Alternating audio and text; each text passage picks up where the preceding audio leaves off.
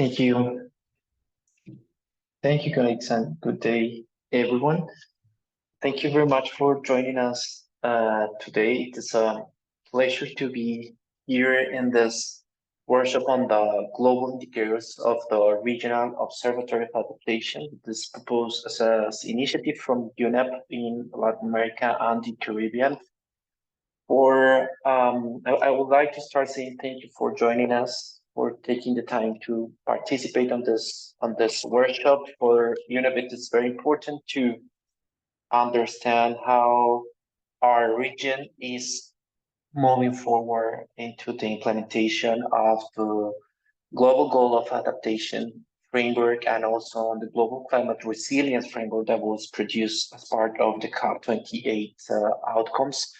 We understand we have a very important guidance coming from this meeting held last year in Dubai, and we understand that there are many challenges ahead for the measurement and evaluation of adaptation and the progress on adaptation, with important challenges related to the finance for adaptation, capacity building, technology transfer, and in general terms, the more specificity that is required in order to provide more comprehensive and transparent information related to the progress on adaptation.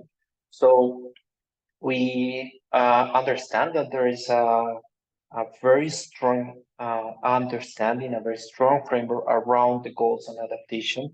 We understand that environmental institutes and environmental governance institutions are making decisions right now in order to update their goals on adaptation and reflect them into the new NDCs. We also see as a very important moment this year on the prediction of the new NBSAPs coming from the global goal, from the global framework for biodiversity. So this is a very important year in order to understand the process of the evaluation of the progress in adaptation and how to incorporate that progress into new policies and new instruments. So this is the objective of this observatory. We understand that it's important to produce strategical tools to support this phase of the consolidation for the global goal an adaptation framework. It is important to understand how we can move forward into this new measurement and evaluation framework for the progress in adaptation, reflect the preliminary results on the mapping exercises and the existing indicators that are already available in several countries in the region, and learn from the limitations we are having from previous years. So this is also an idea of build on what was already identified as a need and as a challenge, try to work together to find how, from your insights and having this idea of having a regional observatory for adaptation, how we can work together on a significant manner in order to engage on a collaborative approach in order to produce relevant guidance for negotiators and for decision makers in the very strategic moment we are living this year, and specifically in this part of the world. I would like to close also thanking the team, Angela and Edison, and all the people from our communication team. Thank you very much for making this space possible, and we will look forward to your insights, progress, recommendations, and guidance in order to continue working on the idea of having this regional observatory of adaptation held by UNEP in Latin America and the Caribbean. Thank you very much, and I wish all the best in this very important session. Thank you so much, and over to you, please.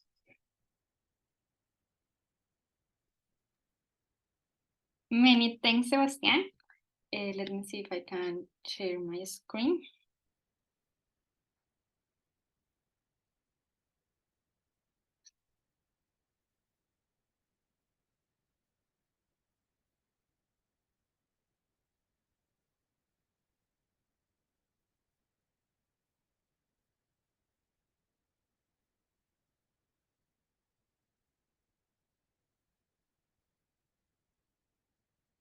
Could you please confirm if you can see my screen? We can see it, but not in the presentation full mode, full screen. Oh, that's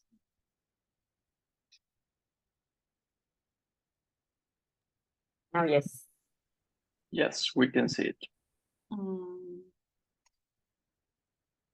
yeah, but I think I will have to just use it this way. Apologies. So, okay, good morning and good afternoon for those joining from other regions. Many thanks for joining us today. We really appreciate the opportunity to count with your insights today. My name is Angela Prias. I work for the Latin America and the Caribbean office of UNEP. And today we are going to begin with a brief introduction about the Regional Observatory of Adaptation. So the Regional Observatory of Adaptation is an information system designed to collect and analyze adaptation efforts in the Latin American and the Caribbean region.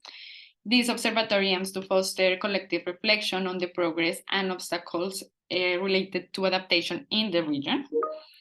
And just wanted to clarify what the Regional Adaptation Observatory is not. So it is not a repository of documentation, as it involves a process of analysis which marks a significant distinction, and it is not an equivalent to a research center, as it does not produce, disseminate, or spread scientific knowledge or transfer technology. So about the objectives of the ROA for shorter, the main objective is to facilitate decision-making at advancing climate change adaptation processes in the region. And to achieve this, we have three particular objectives. The first one is to systematize and analyze relevant information to observe progress in adaptation in the region. The second one would be to map more indicators covering key aspects for observing progress, including thematic dimensions, and including also the aspects related to the adaptation policy cycle. The third one would be to communicate effectively and promote dialogues on gaps, progress, and action taken in climate change in the region. The next one, so here, as Sebastian mentioned, the establishment and implementation of the global goal on adaptation has faced complex challenges due to the localized nature of adaptation and the difficulty in reaching political consensus. COP28 marked progress, but significant gaps remain. So the 2 years work program of the UAE-Belem will be crucial to address key challenges, for example, to ensure clear path to implementation, to develop comprehensive but practical indicators, and address limited data availability. And lastly, to implement mixed approaches. That would be the most appropriate. So in this context, the ROA takes the Global Goal on Adaptation framework as the basis for the development of its structure. And this alignment allows that the ROA become a strategical tool to support this phase of consolidation of the GGA framework. And after this, it will serve as a knowledge and information platform to observe progress and promote adaptation action at the speed and scale required. So in the next slide, you will see the axis of the ROA. It integrates the targets set by the UAE framework for global climate resilience as thematic and structural axis. And additionally, it includes the cross-cutting aspects of gender responsiveness, participation, and financing. So here we have the consideration of the thematic axis of water, food systems, cultural heritage, health, ecosystems and biodiversity, poverty eradication and livelihoods, and infrastructure and settlements. And in purple, you will see the structural axis associated to the adaptation cycle. That would be risk assessment, planning, implementation, and metal systems. And at the center, in red, pink, you will see the cross-cutting aspects that we are adding to this framework. That would be participation, financing, and gender. So At the very center of that diagram, we can see the hybrid approach to observing adaptation progress. As we know, in the last decade, various methods and data sources have been utilized to track adaptation progress. However, each method offers unique insights, but also has limitations. So the ROA employs complementary levels of observation that encompass global indicators, national indicators, and records of subnational action. By combining and triangulating these approaches, a more comprehensive understanding of regional adaptation efforts can be achieved than what is possible with individual methods alone. And talking a little bit about the phases for the development of the ROA, we are currently on phase 1. We are finalizing the mapping of global and national indicators. We already established and applied preselection criteria, and we are holding the participatory workshops with the stakeholders. On phase 2, we will have the collection of information and the mapping of the rest of the subnational action records. And on phase 3, we will have the web platform launch, communication, and dialogues.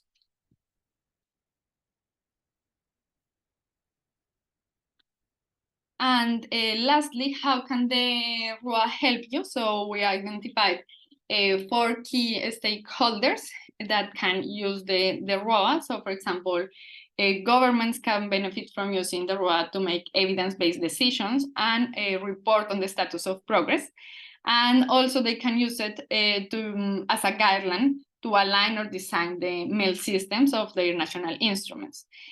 For researchers, this data could help build arguments for negotiations on international climate change policy, and also identify gaps and information needs for climate adaptation in the region. And for practitioners, we think it could be a tool to exchange knowledge and know other initiatives. And for civil society, it's going to be very important because they are both our users and also the providers of some part of the information. And that would be all from my side. I will give the floor to Edison to talk a little bit about the process of this first phase of mapping global indicators. Edison? Thank you very much, Angela. Good morning to all. My name is Edison Calderon. I also work for the adaptation team in the Latin America office of the United Nations Environment Program. It is a great honor for us to have you all in this workshop. And for my part, I'm pleased to show you a short summary of the work behind the observatory that we as a team have had in recent months. First of all, talk to you a little bit about the methodology.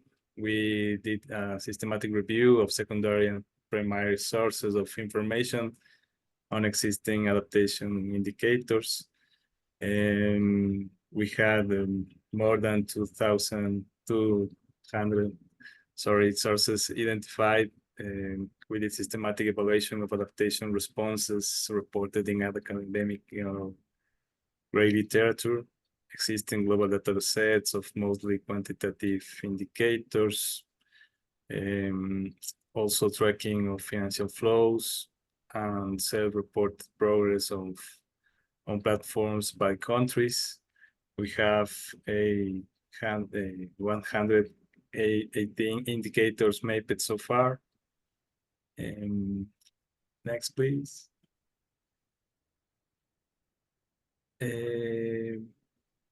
Also, thank you.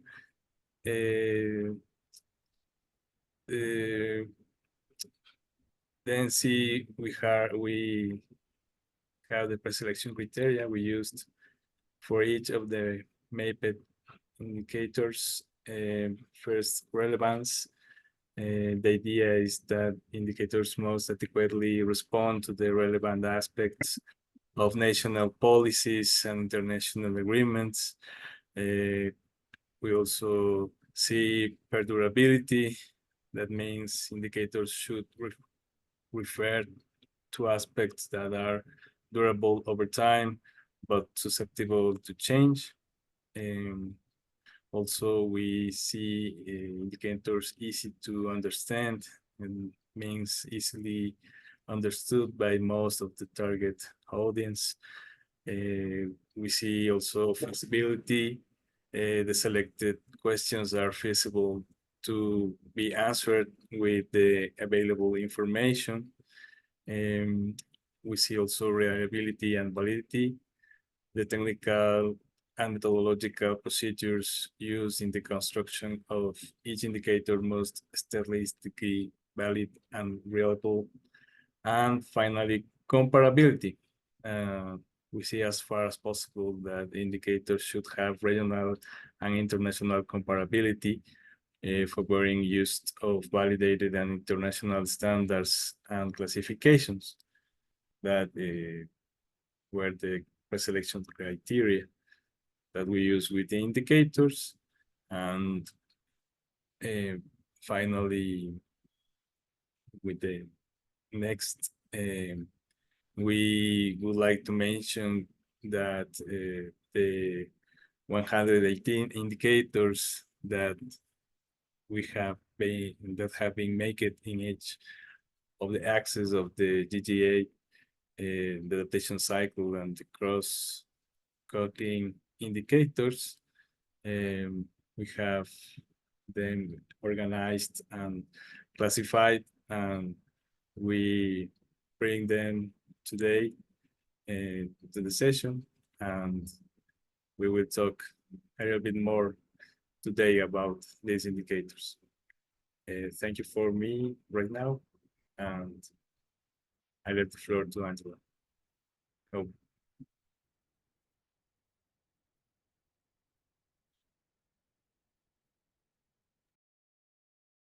Thanks, Edison. So now we are moving to the next point on the agenda. That would be the breakout groups.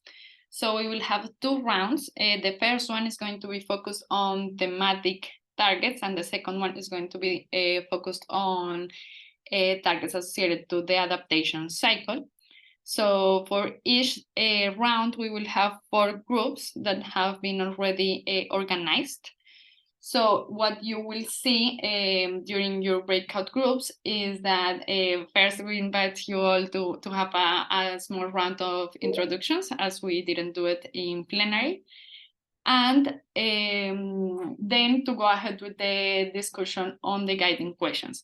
So there are 5 guiding questions. The first one is related to the relevance, in which we are going to ask you to have an agreement and score the relevance from 1 to 5 and justify for each indicator. Of course, for some targets, there are more than 10 indicators, so you can prioritize the ones that are more relevant and discuss on those.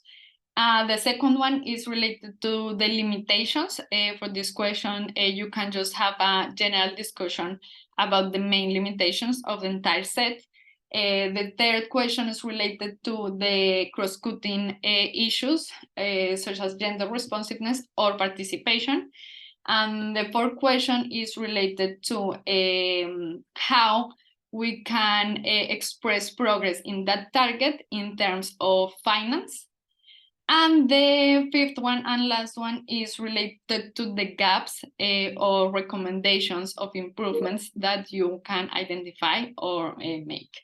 So the information that we are going to provide for each of the targets is, well, the axis, the target of the GGA, the sub-targets that we broke down, the global indicators that have been identified, and the source of the information.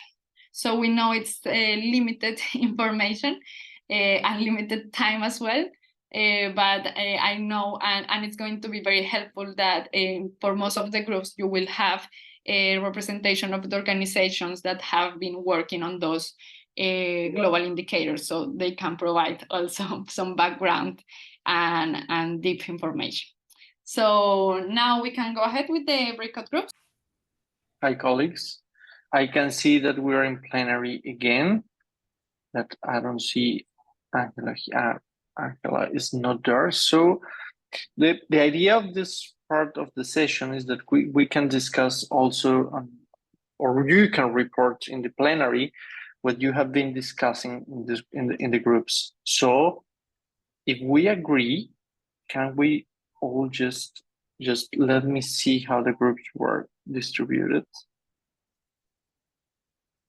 And the first group was about water. So Irati, you were the moderator there. So maybe we can share all the information. And do you agree on the group on who could report on this plenary?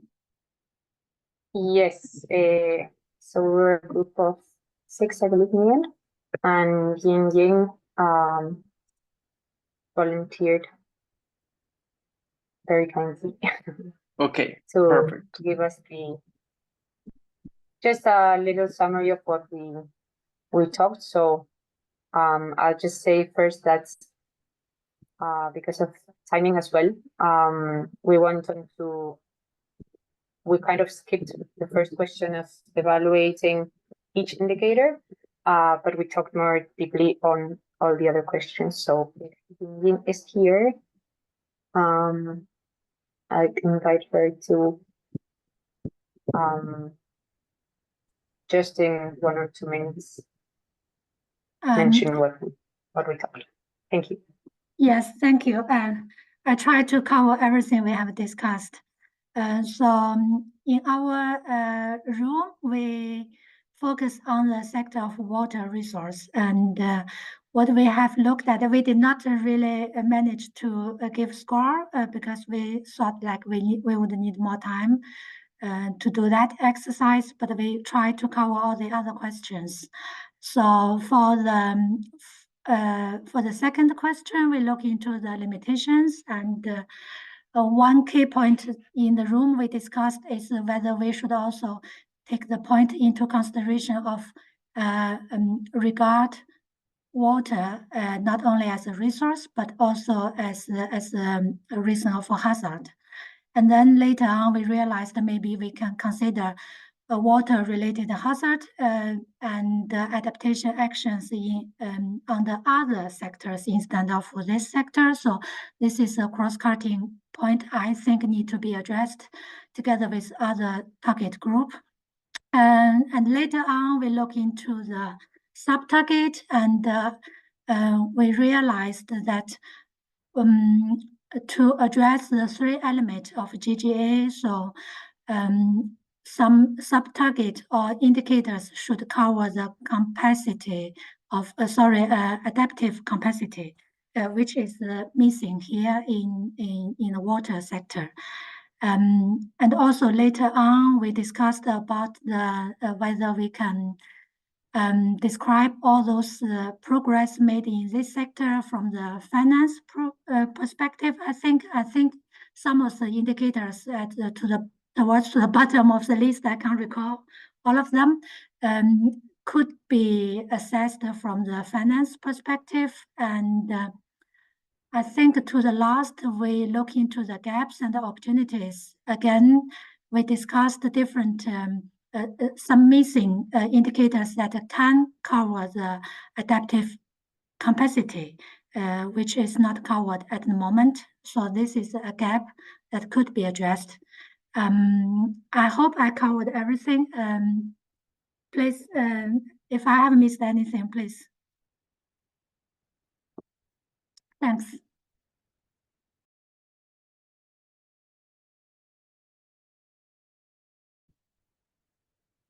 Thanks, Jing. I think group 2 would be about food systems, who is reporting back in plenary.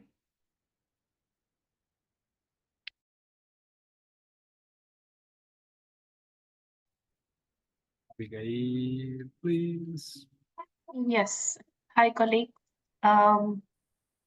Okay, so in our group, we did discuss about food losses, and we revised the different proposal of global indicators and the subcategories. So we didn't have enough time, to put or assign a number of the first column that we were seeing, but we discussed about what should be the most the best approach, whether it's related to climate change impacts or if they will be more focused on adaptation measures, for example, regarding agribusiness. And we also see all these, we also trying to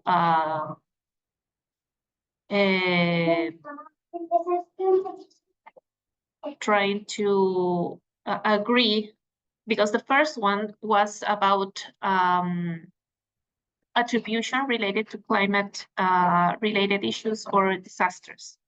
So we also have to try to differentiate this in the first one. And I think that would be for my side. If any of my colleagues would like to add something, please go ahead. Thank you, Edison. Thank you, Abigail. Thanks, Abigail. The third group would be infrastructure. Yeah, so please, Beatriz, go ahead. Thank you. Okay. Well, we didn't manage to complete all the exercise, so it's difficult to make a summary, and probably other colleagues want to add something. But we took a time to understand the exercise and the indicators selected. And we had a discussion that I think is interesting of whether, as they are existing measuring frameworks as Sendai, for example, that are globally implemented, that are already in place, how they could be useful to measure that. Also, it's important to say that they are not focused on resilience. So how we can use information that is already in place, but it's not focused on resilience. No? But in any case, I don't know if any of the colleagues, I have a lot of noise here, want to add something. Thank you.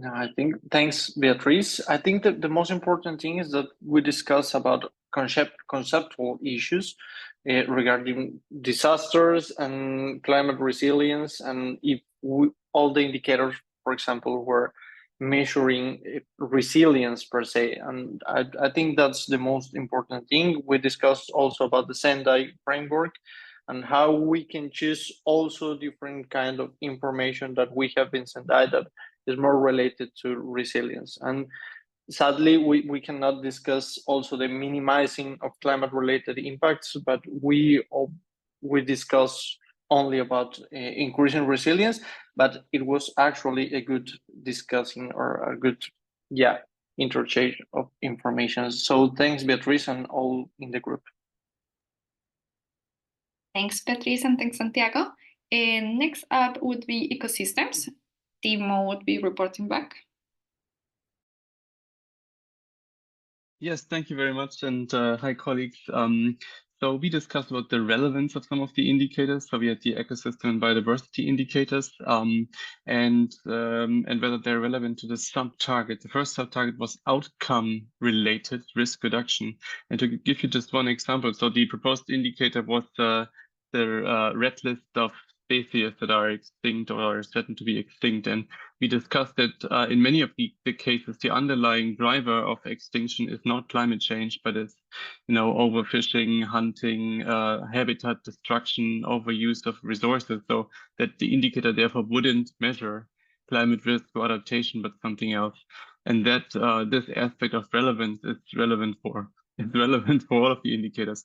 Another discussion we had is that there's often this assumption that any indicator that measures biodiversity or ecosystem protection would automatically be an adaptation indicator, but it isn't necessarily. So if you do reforestation, for example, with tree species that aren't adapted to future climate or that are easily inflammable, then the next drought or wildfire will just reduce the effect. So that was relevant for all of the indicators. So we had some caution therefore for the indicators.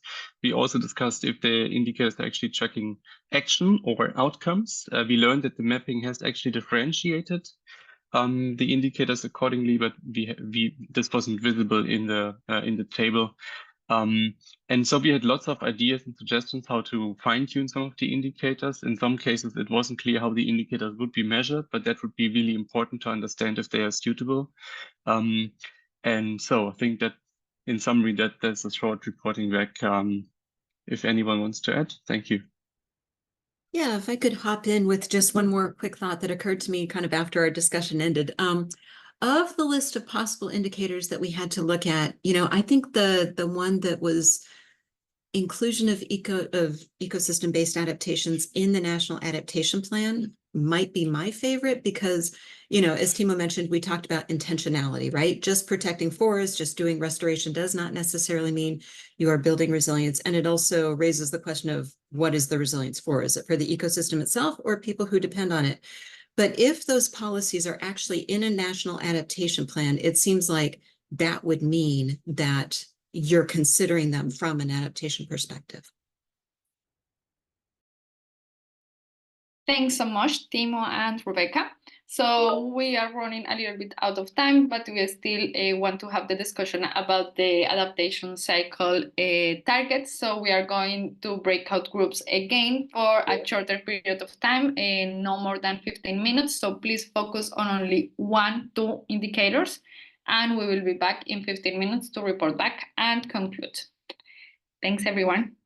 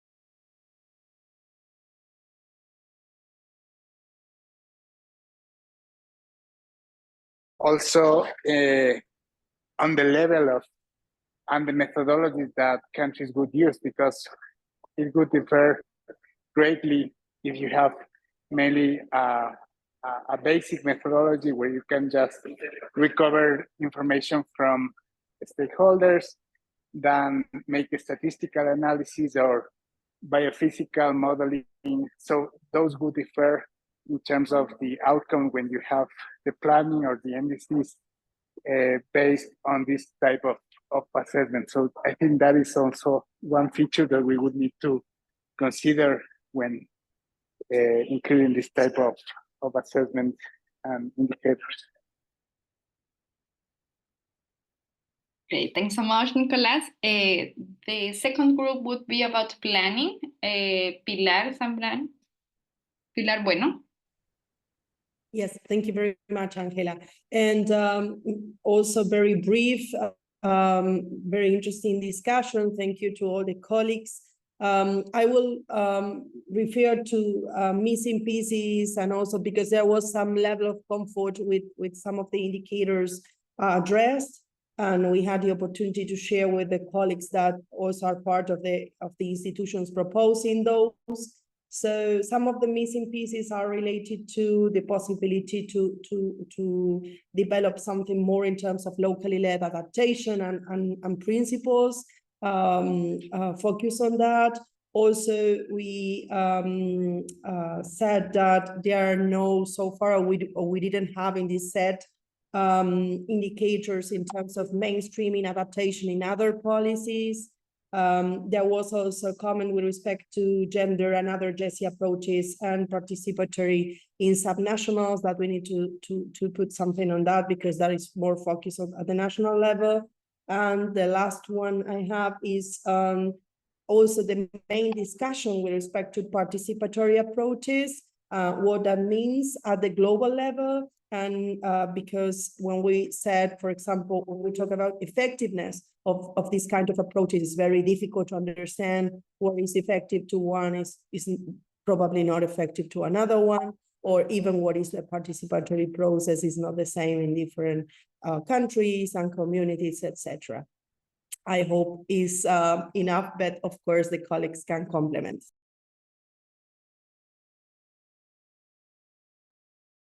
Thank you so much, Pilar. I don't see any hands up. So the next group would be implementation.